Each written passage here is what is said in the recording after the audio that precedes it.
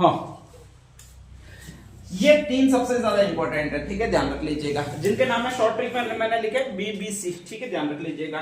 एक बी वाला फर्स्ट नाम है, उसका जो नाम है वास्तव में वो ये है आपके बेगम बतूल है, ध्यान रख लीजिएगा। बी से दूसरा नाम है वो आपके एक और महाराज है जिसको कहा जाता है बैजनाथ महाराज, ठीक है, ध्यान रख लीजिएगा। और तीसरा एक नाम है सी से, उसका जो नाम है वो ये कहलाता है, नाम कौन सा भैया?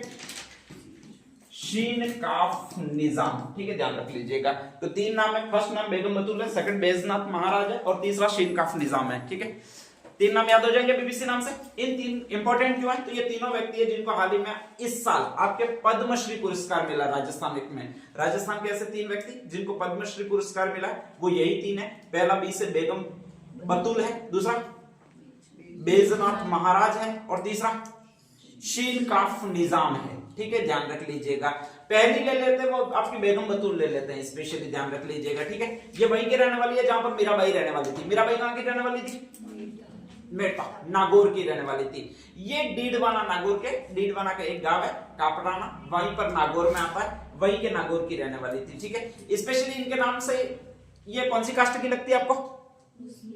मुस्लिम लगती है, ठीक है। लेकिन दिक्कत है कि आपकी जो मीराबाई थी उनके अनुसरण पर चलिए भक्ति मार्ग को प्रमुखता दी है, ठीक है। और भक्ति मार्ग को प्रमुखता दी है तो ये कृष्ण भक्त है, स्पेशली कृष्ण के भजन गाने में बहुत दिलचस्पी स्टार्टिंग से रखती थी। वहीं पर कहा जाता है मीरा मंदिर है, एक ठाकुर जी का मंदिर था, वहां पर बचपन से जाती थी, वहां पर भजन चलते थे। जबकि मुसलमानों का मंदिरों में जाना ही निषिद्ध है, मुसलमानों का मंदिर भजन गाना ही निषिद्ध है, ठीक है, ध्यान रख लीजिएगा। लेकिन इसको बहुत ज्यादा पसंद है और जैसे ही बहुत ज्यादा पसंद आए तो ये गाने लग गई। पूरे मुस्लिम समाज ने विरोध किया, स्पेशली नागौर का ऐसा कोई घर नहीं होगा जिसने विरोध नहीं किया हो, सबने इनको मारने की धमकी दी, ठीक है, ध्यान रख लीजिएगा। लेकिन फिर भी ये डटी रही और कहा जाता है कि राजस्थान की सबसे बेस्ट अगर कोई भजन गायिका है जो भजन गाना जानती है तो वो आपकी यही है, बेगम बतूल है। कौन है भाई आपके? बेगम बतूल है। इसने सबसे ज्यादा रियाज किया वो भजनों पर ही किया है और अभी सबसे ज्यादा मांग है, डिमांड है। अगर भजन मंडली में सबसे ज्यादा भजन गाने की डिमांड रहती है वो इन्हीं की रहती है, बेगम बतूल की रहती है, ठीक है। राजस्थान सरकार की बेस्ट भजन गायिका वो यही है और अभी भारत सरकार ने भी इनको नोटिस किया, ठीक है। कई सारे अवसरों पर इन्होंने प्रमुखता दी है। अपने जो नेताओं की या बड़ी बड़ी भजन मंडलियां होती है उसमें भी इन्होंने परफॉर्मेंस दी है और हाल ही में इनको एक बहुत भारत का सबसे प्रसिद्ध अवार्ड है जिसका नाम है पद्मश्री अवार्ड, वो इनको मिला है और वो भजन संग्रह के लिए मिला है। किसके लिए मिला? भजन संग्रह। तो बेगम बतूल नाम है, भजन संग्रह यानी संगीत के क्षेत्र में मिला है, नागौर की रहने वाली है, ध्यान रख लीजिएगा। और वर्तमान में ये रह रही है वो जयपुर में रह रही है, ठीक है। अगर किसी को भी भजन मंडली करवानी है घर पे तो आप कांटेक्ट कर सकते हो इनसे, किनसे? लेकिन बेस्ट भजन मंडली करवानी है तो वाह, ठीक है। बाकी तो अपन हाथों भी कांटेक्ट कर सकते हैं, कोई बड़ी बात नहीं है, ठीक है। तो बेस्ट भजन मंडली करवानी है तो वहां से कांटेक्ट कर सकते हो, ध्यान रख लीजिएगा। तो पहला है वो बेगम बतूल है, ठीक है, ध्यान रख लीजिएगा। दूसरा एक और नाम है जिसका नाम है शीन काफ निजाम। सी से मैंने जो लिखा था वो पूरा नाम है शीन काफ निजाम, ठीक है, ध्यान रख लीजिएगा। नेक्स्ट आगे, इसका मूल नाम है वो शिव कुमार बिस्सा है। धर्म कौन सा होगा? अरे मूल नाम है वो शिव कुमार बिस्सा है तो धर्म कौन सा हो जाएगा? हिंदू है, ठीक है, ध्यान रख लीजिएगा। लेकिन उनको उर्दू बहुत ज्यादा पसंद है स्टार्टिंग से, ठीक है, ध्यान रख लीजिएगा। तो इन्होंने अपना नाम बदल के रख दिया, वो क्या रख दिया भाई आपके? शीन काफ निजाम रख दिया है, ध्यान रख लीजिएगा, ठीक है। ये भी जोधपुर के स्पेशली रहने वाले हैं और कहा जाता है शीन काफ निजाम है। उर्दू की बहुत अच्छी दीवाने तन, दीवाने मन, दीवाने गुलिस्ता, ऐसे बहुत अच्छे अच्छे ग्रंथ लिखे वो इसी आदमी ने लिखे, शीन काफ निजाम ने लिखे। सबसे ज्यादा उर्दू में जो प्रसिद्ध होती है वो शायरिया होती है, ध्यान रख लीजिएगा, ठीक है। तो इन्होंने शायरिया बहुत ज्यादा लिखी है, ध्यान रख लीजिएगा। और इनकी प्रेमिका है जिसकी कहीं और शादी हो गई है उस पर इन्होंने शायरिया ज्यादा लिखी है, वही शायरिया फेमस हुई है। क्योंकि अपने यहाँ पर दो ही चीजें चलती है, तू बेवफा है, तू बेवफा है, तू बेवफा है, ठीक है, ध्यान रख लीजिएगा। और कुछ चलता नहीं है हमने यहाँ पर, पता नहीं बेवफा में कौन सी गोली भरी हुई है। तो ऐसी कंडीशन में यही फालतू काम के टोटके चौचले चलते रहते हैं, ठीक है। इनकी एक फेमस शायरी है वो बहुत ज्यादा प्रसिद्ध हुई है कि बरसों तो मिन्नतें की है मैंने तुझसे मिलने की और आज तू जब मिली है तो मैं सोचता हूं करूं क्या। ठीक है, ध्यान रख लीजिएगा। इनकी खतरनाक शायरी है जो फेमस हुई है, लगभग सबके स्टेटस पर लगती रहती है, वो शिनकाफ निजाम भी है। शायद मोदी जी ने भी देख लिया होगा कि यार बढ़िया काम का बंदा है, यूथ को बहुत अच्छा सहला रहा है। ठीक है, ध्यान रख लीजिएगा। तो ऐसी कंडीशन में इनको भी दिया है, वो आपका यही पुरस्कार दिया है, आपके पद्मश्री पुरस्कार दिया है। तीसरे एक महाराज है जिसका नाम है बैजनाथ महाराज। कौन से महाराज है? बैजनाथ। सीकर के रहने वाले, बहुत अच्छा प्रवचन बोलते हैं। ठीक है, अपने पास धीरेन्द्र शास्त्री तो है नहीं, वो बाबा एक प्रेमानंद महाराज भी नहीं है, वो भी इंग्लैंड में बस गए, तो सोचा कि एक राजस्थान वाले को भी अपन पुरस्कार दे ही दें। और बैजनाथ महाराज सीकर के रहने वाले, घर पे जाकर ढूंढिएगा, अच्छे प्रवचन देते हैं, स्पेशली प्रेमानंद महाराज की तरह प्रवचन देते हैं। आगे यही जाकर प्रेमानंद महाराज भी एक दिन बनेंगे। खैर, इनको भी आपके स्पेशल पुरस्कार मिला है, वो पद्मश्री पुरस्कार मिला। तो 3 इस साल पद्मश्री पुरस्कार पाने वाले व्यक्ति बीबीसी नाम के बेगम बतूल है, सेकंड शिनकाफ निजाम है। कौन सा शायर है ये? उर्दू शायर है। ठीक है, ध्यान रख लीजिएगा। और तीसरा कौन सा भी आपके? बैजनाथ महाराज है। ठीक है, एक तो उर्दू शायर है, एक संगीत के क्षेत्र में मतलब भजन के क्षेत्र में, और एक है वो प्रवचन के क्षेत्र में, संत के क्षेत्र में। ठीक है, ध्यान रख लीजिएगा। भक्ति के क्षेत्र में उनको मिला है। ठीक है, ध्यान रख लीजिएगा। तो ये आपके 3 व्यक्ति हो जाते हैं जिनको आपके स्पेशली मिला है। दूसरा, अब नेक्स्ट आगे पहली जो चीज थी वो आपके यही थी, फ्लाइंग स्कूल अभी राजस्थान में बहुत ज्यादा खोले जाने हैं। ठीक है, उनकी घोषणा इसी साल हुई है स्पेशली, और कहा जाता है किसी को भी पायलट बनना है, क्योंकि अपन ड्राइवर तो ऐसा ही बन जाते हैं उड़ते उड़ते। ठीक है, ध्यान रख लीजिएगा। पायलट के लिए विशेष ट्रेनिंग की जरूरत पड़ती है। अपन ड्राइवर तो किसी का भी मोटरसाइकिल वो ऐसे हैंडल एक बार यूं घुमाया लेकर रवाना हो जाता है, तोड़ के तो बन जाता है। लेकिन कहा जाता है कि उसके लिए आपको ट्रेनिंग की स्पेशल जरूरत पड़ेगी। राजस्थान में पहले प्राइवेट स्तर के ट्रेनिंग सेंटर खोले जा रहे हैं स्पेशली। ठीक है, वो राजस्थान में खोल दिए गए, राजस्थान में मान्यता मिल गई है। पहले मान्यता नहीं थी, पहले गवर्नमेंट से ही करना पड़ता था, या फिर आपको गुजरात जाना पड़ता था पायलट बनने के लिए।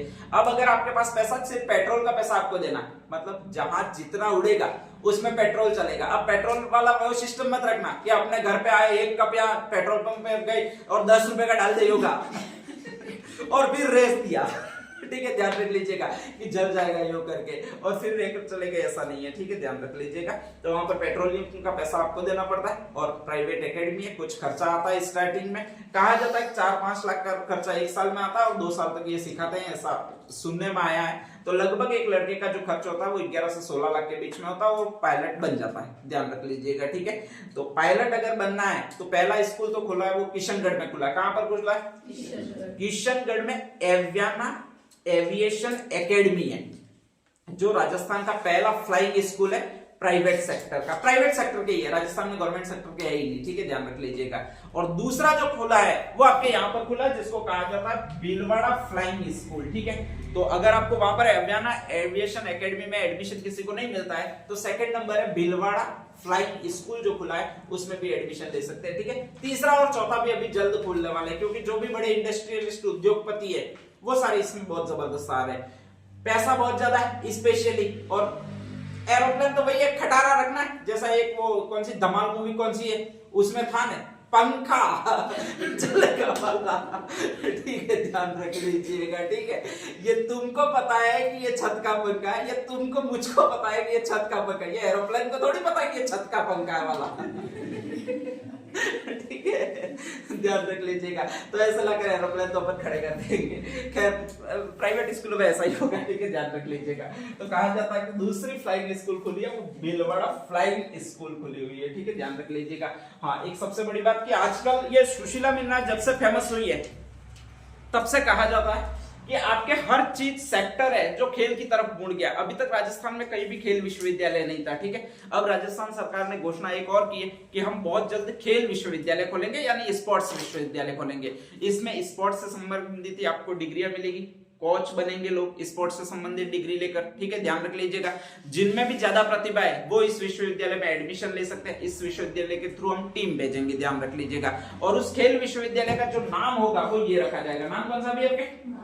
हाँ, एग्जाम में आएगा। हाल ही में राजस्थान सरकार द्वारा जो खेल विश्वविद्यालय की घोषणा की गई है उसका नाम क्या रखा जाएगा? ठीक है, ध्यान रख लीजिएगा। तो नाम है वो ये आपका रखा जाएगा महाराणा प्रताप खेल विश्वविद्यालय। ठीक है, राजीव गांधी खेल विश्वविद्यालय मत करके आ जाना, राजीव गांधी कांग्रेस के, और अपनी सरकार चल रही है वो किसकी चल रही है? बीजेपी की सरकार, ठीक है। बीजेपी की सरकार है मतलब इन्हीं के, या तो शिवाजी के नाम पे होगा या फिर किसके नाम पे होगा भाई, आपके महाराणा प्रताप के नाम पे होगा, ठीक है, ध्यान रख लीजिएगा। जब तक मोदी जी प्रधानमंत्री है तब तक इनके नाम पे होगा, फिर मोदी जी प्रधानमंत्री नहीं रहेंगे, फिर हम कहेंगे कि नरेंद्र मोदी खेल विश्वविद्यालय, ठीक है। अभी नहीं कह सकते, जिंदा नहीं कह सकते, ध्यान रख लीजिएगा।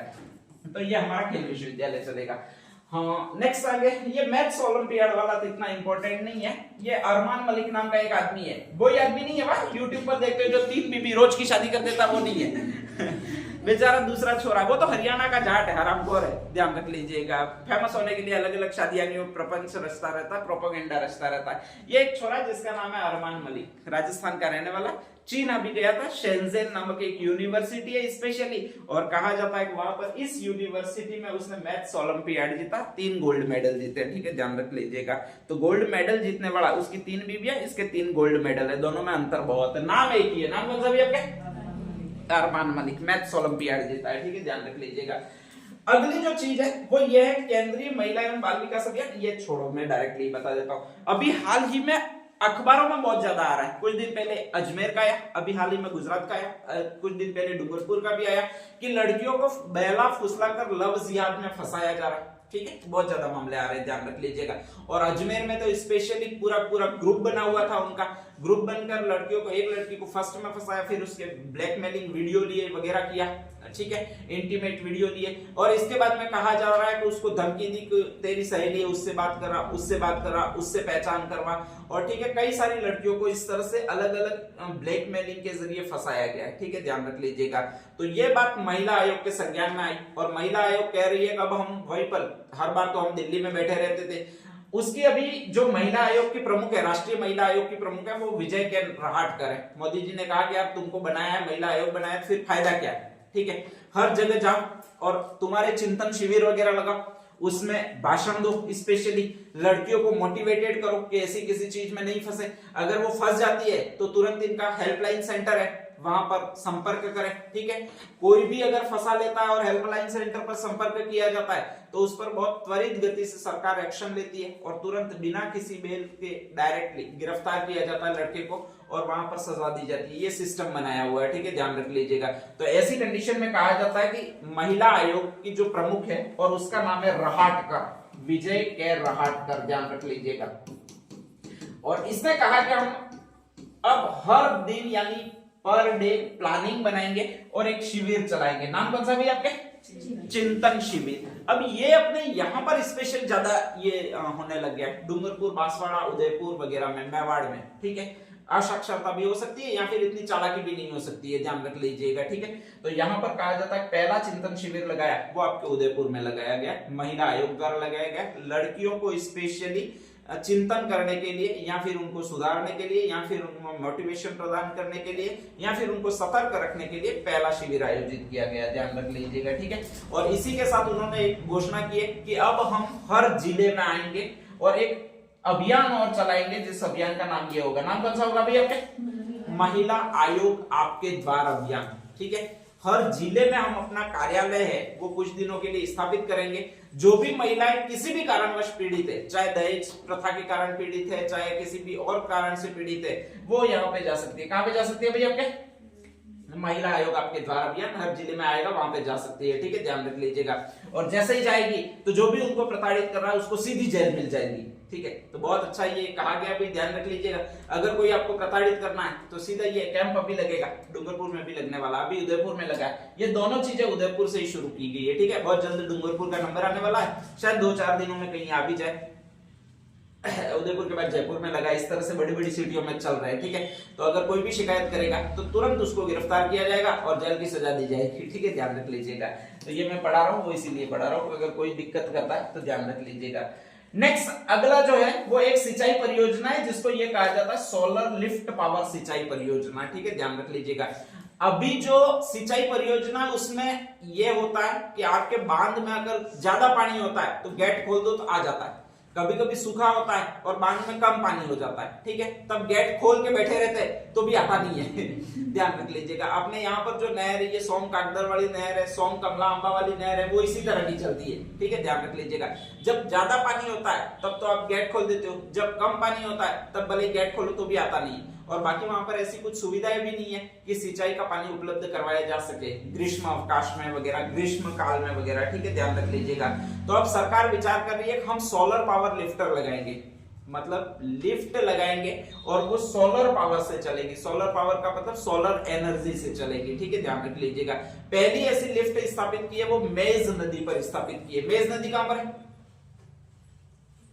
क्या नदियां पड़ी नहीं है छोटा, कहां पर है भैया आपके? बूंदी में। कहां पर है? बूंदी में, ठीक है, ध्यान रख लीजिएगा। तो मेज नदी है वो बूंदी में। हाँ, ये बार बार नहीं तो पढ़ने पड़ेंगे, एक बार में पढ़ के ये याद रख लो कि ये नदी कहां पर है, वो नदी कहां पर है, किधर है, कम से कम लोकेशन तो उसकी याद रह जाए। अगर लोकेशन की ये पूर्व में पश्चिम में इतना ही याद रह जाएगा तो भी जिले तो आसानी से निकल जाते हैं, ठीक है, ध्यान रख लीजिएगा। आपके दिक्कत ये होती है कि एक बार पढ़ते हो उसको फिर वापस पढ़ना पड़ता है, फिर वापस रिवाइज करना पड़ता है, फिर वापस रिवाइज करना पड़ता है, इसलिए ये मैटर बहुत ज्यादा बढ़ता है, ठीक है, ध्यान रख लीजिएगा।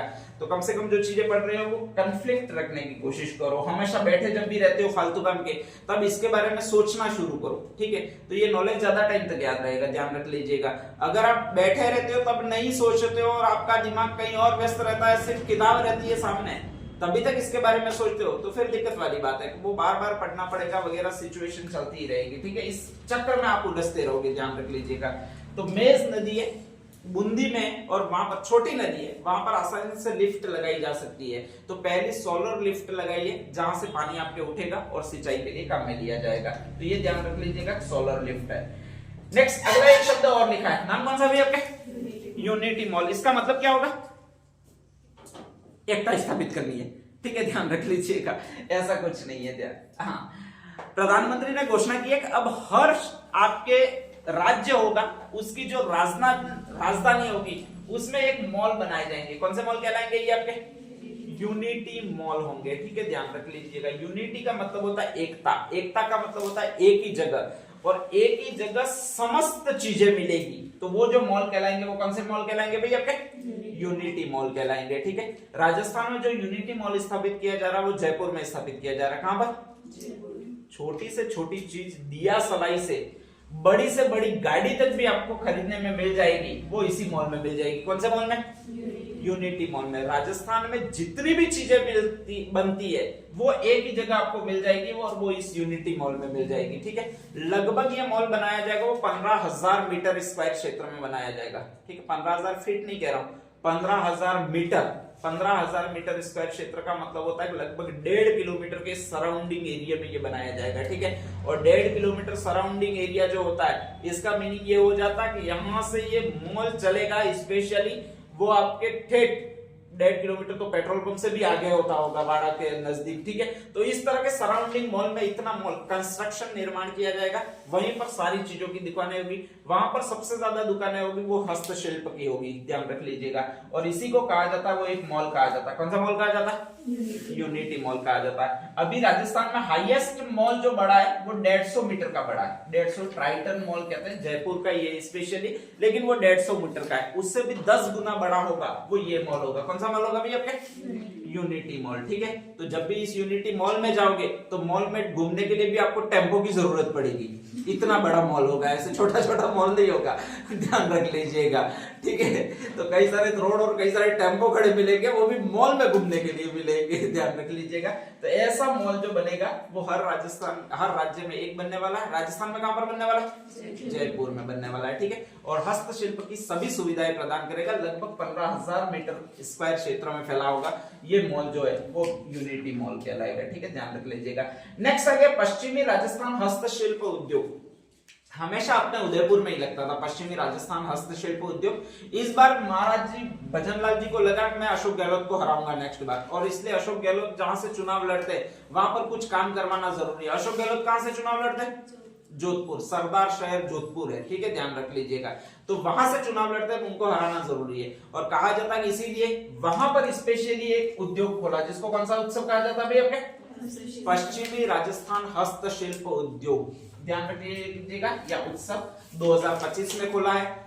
कारण एक ही है, राजनेताओं का हमेशा एक ही कारण रहेगा, वो है आपके वोट मांगना, और कोई कारण नहीं रहता है। तो उन्होंने वहां पर खोला। उदयपुर में हर बार लगता था, इस बार नेक्स्ट डायरेक्शन चेंज करके जो लगाया गया वो जोधपुर में लगाया गया है, ठीक है, ध्यान रख लीजिएगा। और जोधपुर में इसकी घोषणा की गई है आपके स्पेशली। एक शब्द और है, और वो कौन सा है भैया आपके? राइजिंग राजस्थान वैश्विक निवेश शिखर सम्मेलन 2024। ठीक है, ध्यान रख लीजिएगा। 3-4 महीने तक आपके सरकार में मतलब मुख्यमंत्री है जिनका नाम है भजनलाल जी। ठीक है, उन्होंने कई सारे अलग अलग देशों से कांटेक्ट किए और कहा कि हम निवेश आमंत्रित कर रहे हैं। ठीक है, ध्यान रख लीजिएगा।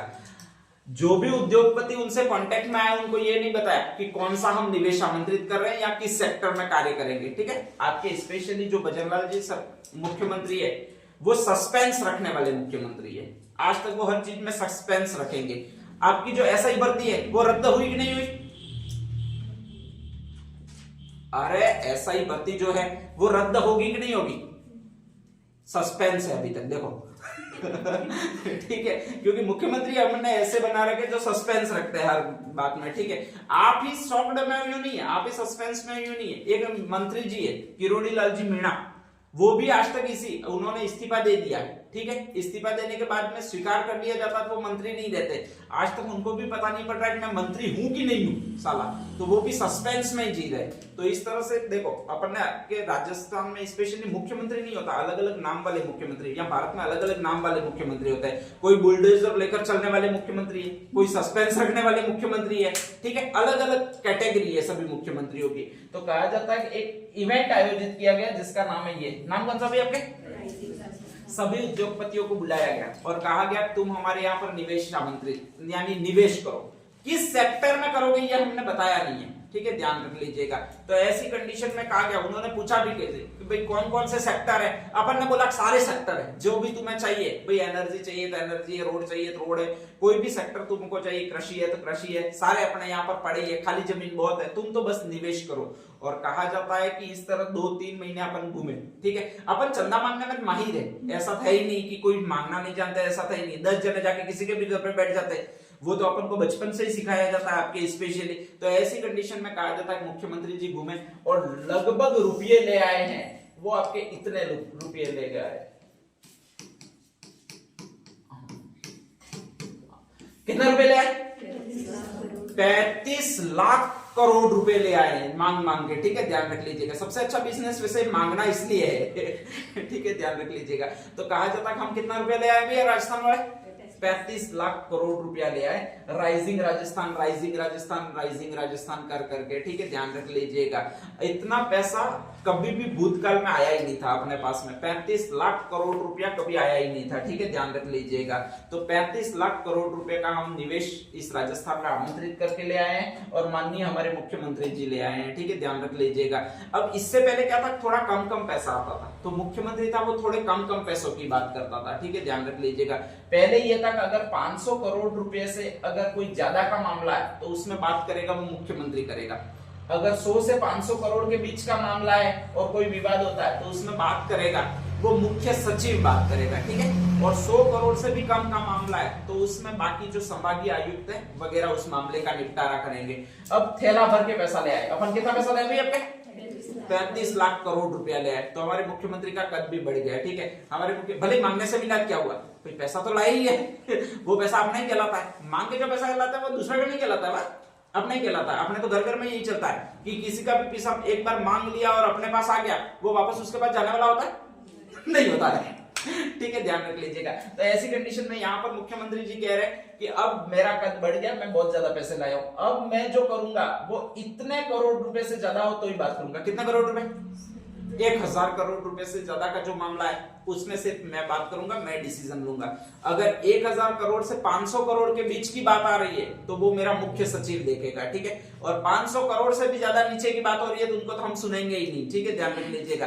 बाकी के जो लोग है, ये संभागीय आयुक्त वगैरह जो भी है वो उसका करेंगे। इसीलिए अभी आरएस में ये प्रश्न आया था स्पेशली, और उसमें एक ऑप्शन था, ये यही था कि बीओपी मतलब राजस्थान ब्यूरो द्वारा यह घोषणा की गई है 500 करोड़ से अधिक के 500 करोड़ से कम वाले मामलों को मुख्यमंत्री देखेंगे, तो ये गलत था। ठीक है, ध्यान रख लीजिएगा। उसमें ऑप्शन ये था 500 करोड़ से अधिक के मामले होते हैं उन्हें में ही मुख्यमंत्री देखता है। अब राइजिंग राजस्थान में कितने करोड़ से अधिक के मामले मुख्यमंत्री जी देखेंगे? 1000 करोड़ से। 1000 करोड़ से कम के मामले होंगे तो उसको तो घास भी नहीं डालेंगे अपने मुख्यमंत्री जी बात, ठीक है, ध्यान रख लीजिएगा। तो बहुत बंदे का कद बढ़ा लिया। नेक्स्ट अगला एक अभियान और है, नाम कौन सा भाई आपके?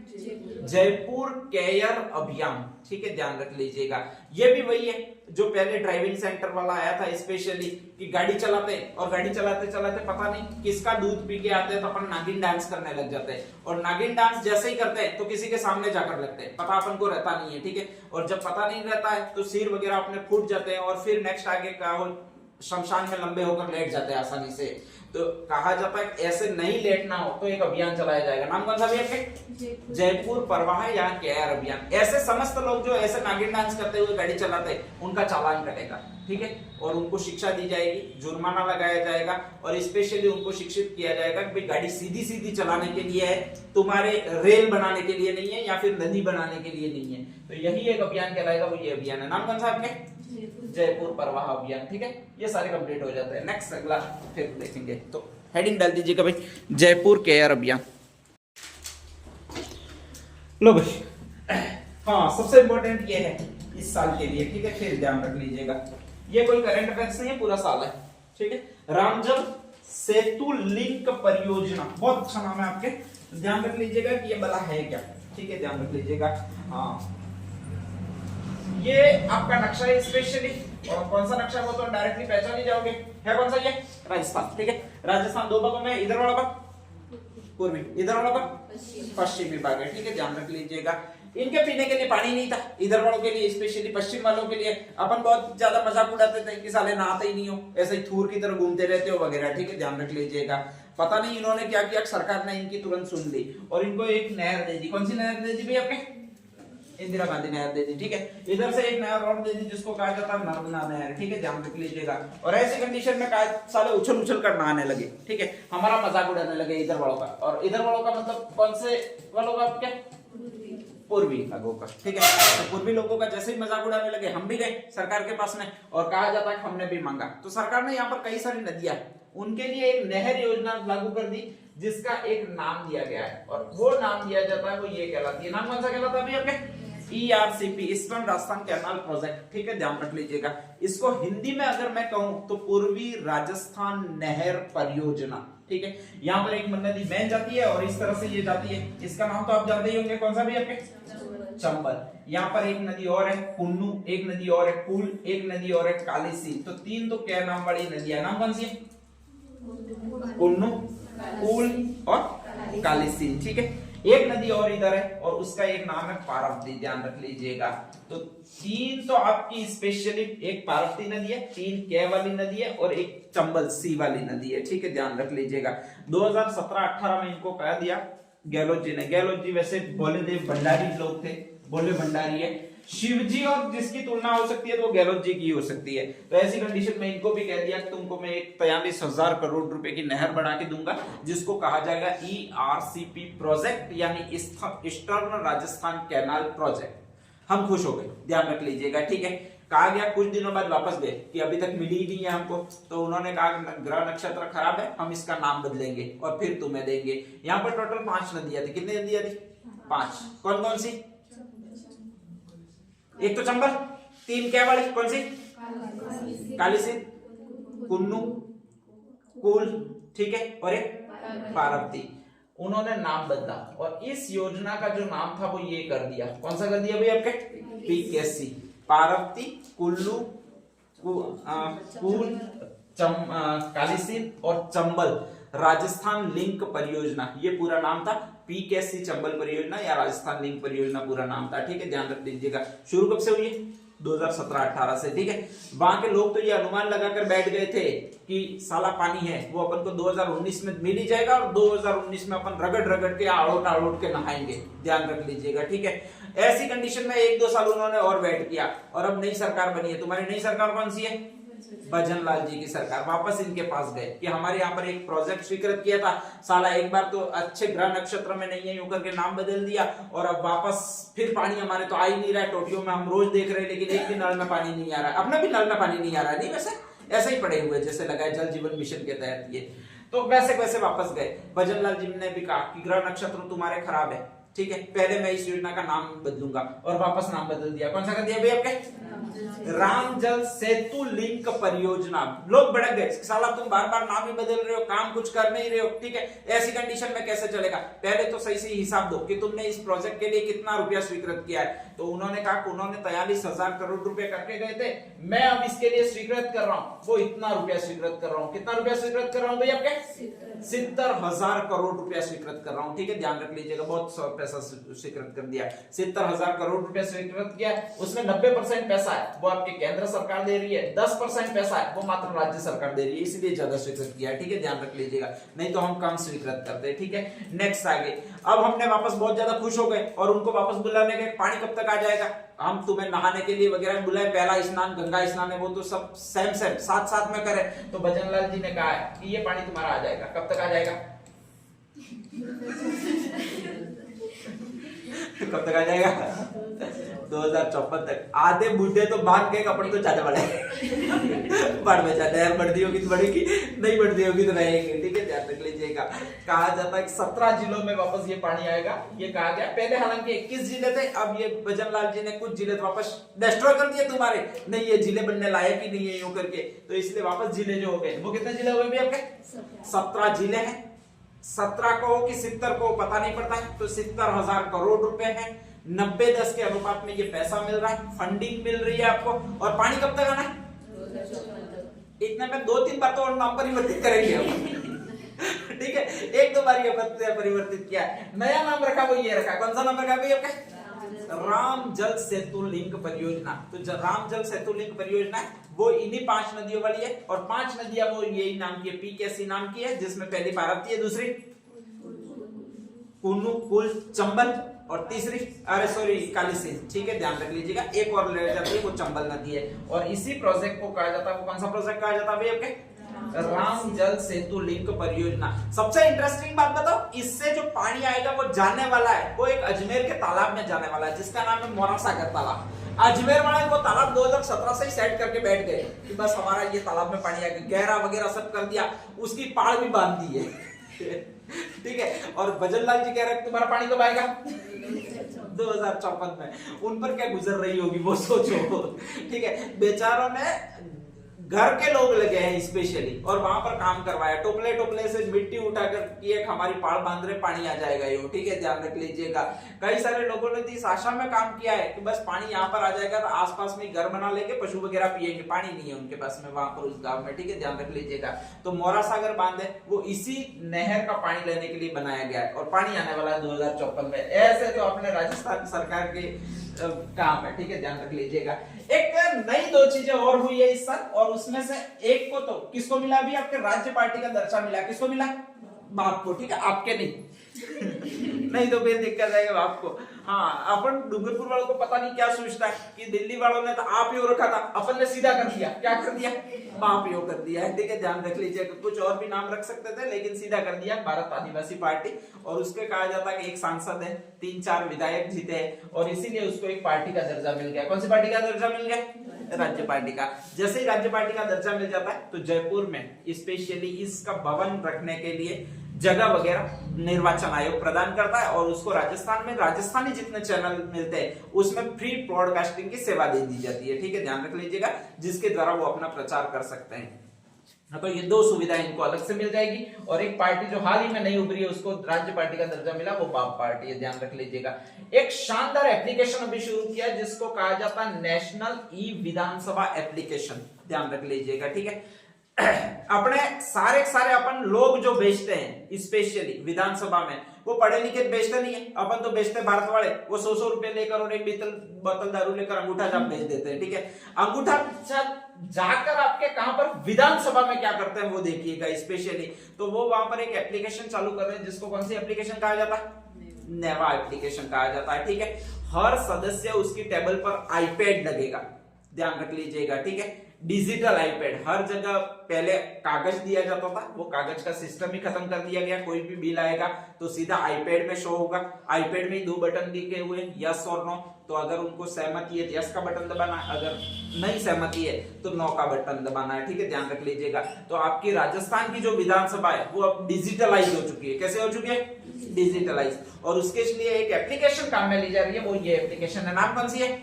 नेवा एप्लीकेशन। ठीक है, तो नेवा का कभी फुल फॉर्म पूछ सकता है, तो एन का मतलब नेशनल है, ई का मतलब ई ही है, ई का मतलब इलेक्ट्रॉनिक विशेषकर, वी का मतलब विधानसभा, और ए का मतलब है वो एप्लीकेशन है। ठीक है, नेशनल ई विधानसभा एप्लीकेशन, जिसमें राजस्थान विधानसभा को डिजिटलाइज किया गया है, वो एप्लीकेशन है, वो ये है। दो और लोग हैं, दोनों ना नाम वाले, कौन से नाम वाले? नीरज चौधरी, और एक ना नाम वाला कौन है भाई आपके? नवीन महाजन। तो नवीन महाजन है वो भारत का मुख्य निर्वाचन आयुक्त है। ठीक है, बहुत ज्यादा ये विश्वास करते हैं, वो आपके नाम के अक्षरों अल्फाबेट वगैरह में बहुत ज्यादा विश्वास करते हैं। इन्होंने कहा कि ना नाम वाला अगर आ जाए कोई स्पेशली ब्रांड एम्बेसडर बनने निर्वाचन आयोग का, तो उससे वोट परसेंटेज में बहुत वृद्धि होगी। और उन्होंने सभी खिलाड़ियों में ढूंढा कि ना नाम वाला कौन सा है, उसमें से राजस्थान का एक नाम मिला जिसका नाम ये है। नाम कौन सा भी आपके? नीरज चौधरी, पर्वतारोही है स्पेशली। ठीक है, तो उनको ब्रांड एम्बेसडर बनाया गया भारत निर्वाचन आयोग का, ध्यान रख लीजिएगा।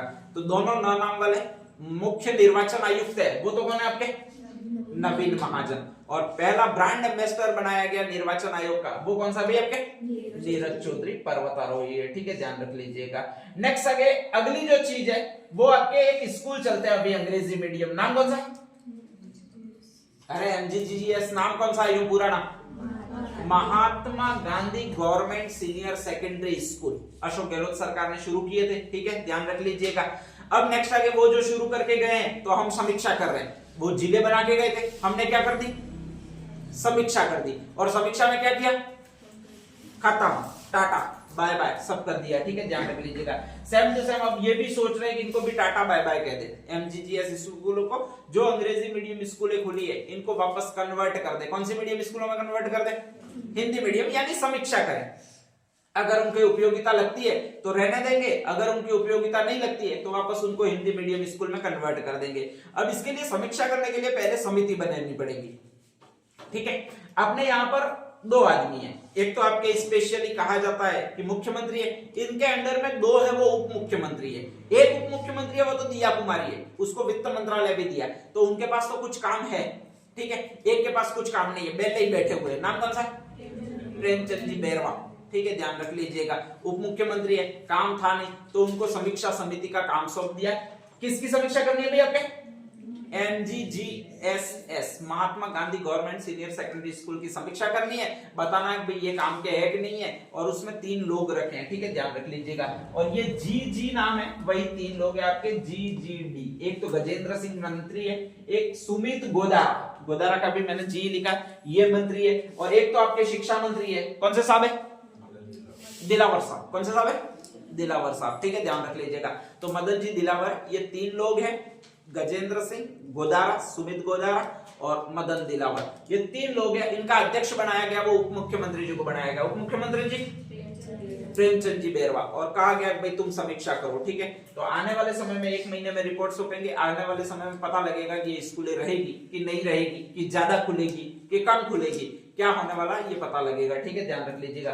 और इसी को कहा जाता है राजकीय MGGS समीक्षा समिति। ठीक है, ध्यान रख लीजिएगा। तो उसका अध्यक्ष किसको बनाया गया ये पूछ सकता है, प्रेमचंद बैरवा को। 3 सदस्य की समिति है। ठीक है, एग्री स्टेट योजना नेक्स्ट बता रहा हूं, नेक्स्ट आगे लिख दीजिएगा। बाप को मिला राज्य पार्टी का दर्जा।